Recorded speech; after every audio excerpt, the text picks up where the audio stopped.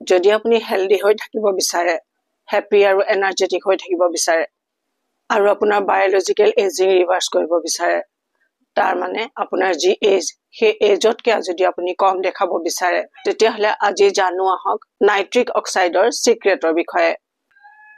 সায়েন্সে এইটো বিষয়ে কৈছে যে এইটো এক মিৰাকল মলিকিউল।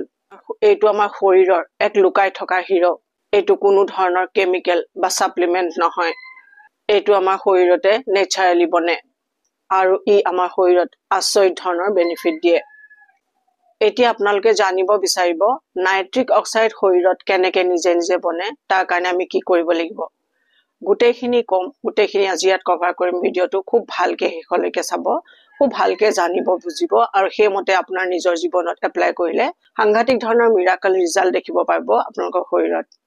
আমাৰ heart, blood pressure, immune system, আমাৰ এনাৰ্জি, আমাৰ ব্ৰেইন, এই গোটেইবোৰত ড্ৰামেটিক্যালি ইম্প্ৰুভ কৰিব পাৰে। আৰু সকলোতকৈ ডাঙৰ কথা, এইটো আপুনি নিজে নেচাৰেলি বুষ্ট কৰিব পাৰে শৰীৰত, কোনো মেডিচিন, কোনো সাপ্লিমেন্ট নোহোৱাকৈ।